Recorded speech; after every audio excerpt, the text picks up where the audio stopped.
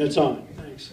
And you can turn it up when my voice fades away. I've had laryngitis all week, and it's about ready to be going after saying hello to 160 some people. And John, my son, my youngest, and Aaron's youngest brother, we had this party just for you because you weren't there in Italy. So, welcome and helping us celebrate. I actually wrote down a couple things, but just wanted to express with my wife, Lori, we're quite honored to welcome Mike into our family and to join the Dinelli family. Larry, thank you very much, as we welcome Mike into ours. I also am ecstatic to see my daughter finally settling down and joining Mike in their journey forward.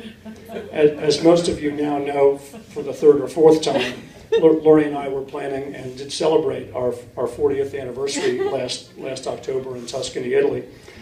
Midway through the planning of this event, we were asked if our celebration could be combined with another one, which you now are well aware of, that of the marriage of Aaron and Mike.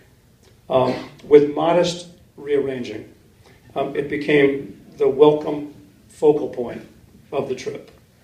With the great services of Reverend Dunn,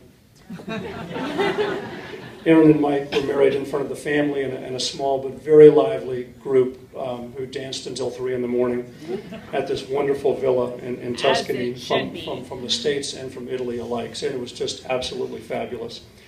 And now, almost 6 months later, we celebrate that union. Now, not to preach or to overstate the seriousness of this union, I do want to mention to Aaron and Mike a message that I thought was very appropriate about the journey ahead.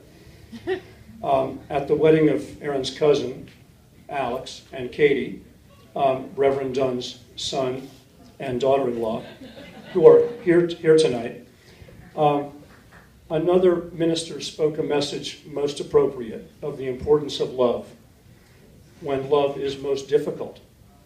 As most couples can testify, life will be full of speed bumps, and marriage takes a lot of patience, a lot of work. It isn't always romantic.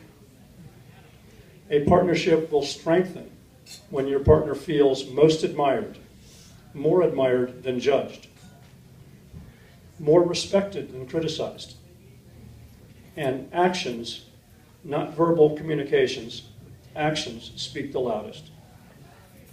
I'm sure you will express your love in many ways.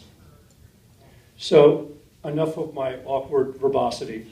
Grab this partner and give everything you've got.